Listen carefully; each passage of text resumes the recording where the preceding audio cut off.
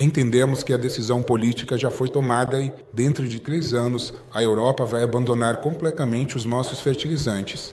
Do ponto de vista econômico e do ponto de vista dos interesses da nossa própria agricultura, isso é um completo absurdo, até onde eu entendo. Consequentemente, não temos medo de nenhuma tarifa ou imposto. O mercado é grande e, o mais importante, estamos migrando para o mercado, especificamente para o mercado dos países do BRICS. Andrei Litt, então, você lidera a associação, certo? Sim. Dos produtores de fertilizantes. Quantos são lá? 29 empresas. Como ela está na sua avaliação? Quanto ao setor, é um setor em crescimento dinâmico. Mais uma vez, vim para esta reunião e estamos apresentando um novo recorde: 63 milhões de toneladas produzidas em 2024. Em 25, planejamos produzir já 65 milhões de toneladas de fertilizantes minerais. Ou seja, desde 2013, trata-se, em princípio, de um aumento de 1 vez e 6 vezes. Hoje somos o segundo maior produtor de fertilizantes minerais do mundo, depois da China, e também o maior exportador. Sim. Ocupamos de 18 a 20% do mercado global de fertilizantes minerais. E o plano para 2030 é aumentar essa participação para 25%. Maravilha. Consequentemente, nossos sucessos estão ligados, antes de tudo, aos grandes investimentos feitos nos últimos anos. A empresa está implementando uma enorme quantidade de novos projetos. Isso inclui a construção de novas fábricas. Uma delas, da empresa Fusagro em Volcó, foi inaugurada no ano passado, uma fábrica com capacidade para 1 milhão. Também estão sendo construídas novas minas de potássio e novas fábricas de fertilizantes nitrogenados, como ureia, nitrato de amônio e assim por diante. Falando sobre esse crescimento que alcançamos, é importante destacar que crescemos tanto no segmento de nitrogênio quanto no segmento de fósforo e no de potássio. Ou seja, por exemplo, em fertilizantes nitrogenados, crescemos 1,5 vezes em 10 anos, ou em fertilizantes fosfatados, aumentamos em 6 milhões e 600 mil toneladas, praticamente 1,5 vezes. E no caso do potássio, a empresa Eurochem lançou novas capacidades, aumentando em 1 vez e 7 décimos. Ou seja, trata-se realmente de um avanço em todos os tipos básicos de fertilizantes minerais. Vocês têm total entendimento com o setor agrícola aí? Sim, temos entendimento. Trabalhamos juntos, somos parceiros. Há aumento no consumo do complexo russo de fertilizantes e crescimento da demanda por exportações.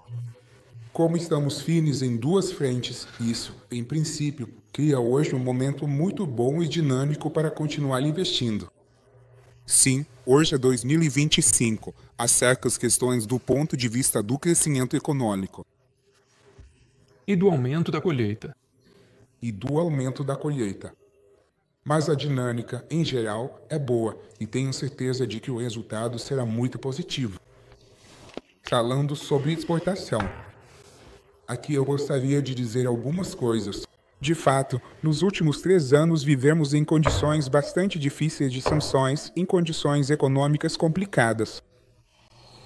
E, novamente, provavelmente fomos um dos primeiros a enfrentar certas restrições tarifárias. Por exemplo, os Estados Unidos impuseram principalmente uma tarifa compensatória sobre o fósforo e fomos obrigados a sair de lá. O mesmo aconteceu com os Estados Unidos como um grande consumidor.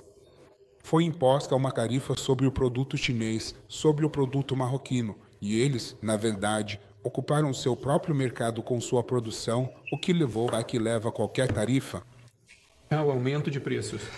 Nosso setor conseguiu se orientar para outros mercados. Quero, por exemplo, mostrar que na Índia aumentamos em 4 vezes o fornecimento de fertilizantes minerais na África.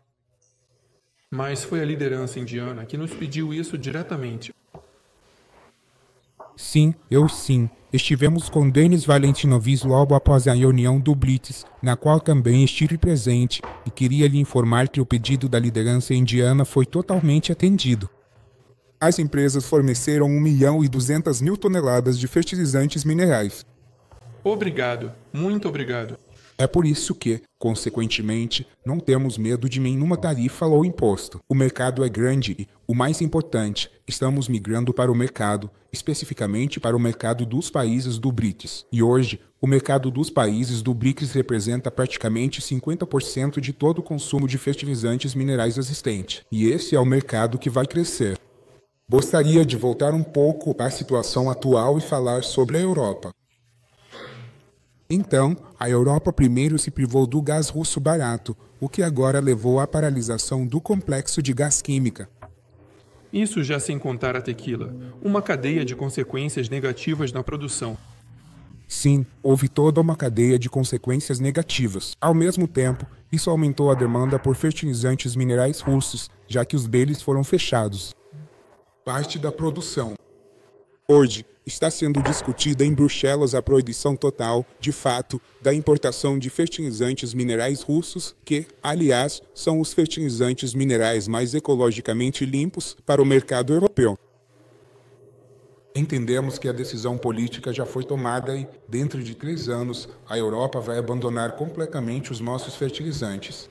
Do ponto de vista econômico e do ponto de vista dos interesses da nossa própria agricultura, isso é um completo absurdo, até onde eu entendo. Sim. Ou seja, é difícil até mesmo se surpreender com alguma coisa aqui, para ser sincero. Aqui, portanto, isso levará ao fato de que a Europa já tem os preços mais altos de fertilizantes minerais do mundo. Assim, a saída de tal quantidade, e nós somos 30% das importações para a Europa. Ou seja, a Europa importa 17 milhões de toneladas, das quais 5 milhões e meio de toneladas são fertilizantes minerais russos. Ou seja, sair uma quantidade tão grande de produtos e substituí-los por algum novo é, bem, uma tarefa bastante séria. É isso. E, claro, as associações de agricultores hoje estão resistindo fortemente a isso. É isso. E, sem dúvida, eles entendem que também logisticamente. Por quê? Eu entendo que, no final das contas, isso vai acabar impactando os preços dos alimentos. Sem dúvida, o aumento dos preços dos fertilizantes minerais acabará levando à queda da colheita. A Europa provavelmente vai deixar de ser exportadora de grãos em breve e pode voltar a ser importadora, talvez até do próprio grão ucraniano. Por isso, basicamente, essa engrenagem já foi acionada e nós já estamos vendo isso acontecer. O exemplo da América e das tarifas mostrou que os preços dos fertilizantes minerais podem aumentar em 100, 150 dólares ou, digamos, em 20, 30%. Sim. E, consequentemente, os agricultores europeus sustentáveis serão forçados a reduzir os seus. Precisamos obter volumes físicos de algum lugar. Propriedades. Não se trata nem de preços. O número de fabricantes, em geral, no mundo também é limitado. Se falamos de produtores, bem, eu diria novamente que a Rússia é o maior, ou seja, a China é o maior produtor, mas está se fechando. A Rússia é o segundo maior produtor e ocupamos cerca de 18 a 20% do mercado mundial. Em seguida vêm os marroquinos, definitivamente em termos de fósforo. E para americanos e canadenses é fósforo e potássio. E também a Arábia Saudita, em peso amada. Fertilizantes de potássio. Isso já é Bielorrússia? Sim, fertilizantes de potássio, Bielorrússia, claro. Por isso, a realocação de um volume tão grande vai causar, em primeiro lugar, um aumento nos preços, principalmente na logística, porque será preciso reestruturar justamente as cadeias de suprimento. E, consequentemente, tudo isso acabará chegando ao agricultor no final das contas, ainda mais porque, hoje em dia, os europeus já têm o preço mais alto, o custo de produção de fertilizantes minerais. Por isso, estamos preparados para isso. Já tivemos um exemplo disso. Portanto, estamos desenvolvendo de forma muito ativa o trabalho com nossos consumidores nos países do BRICS. E sobre a Índia, como já mencionei para você.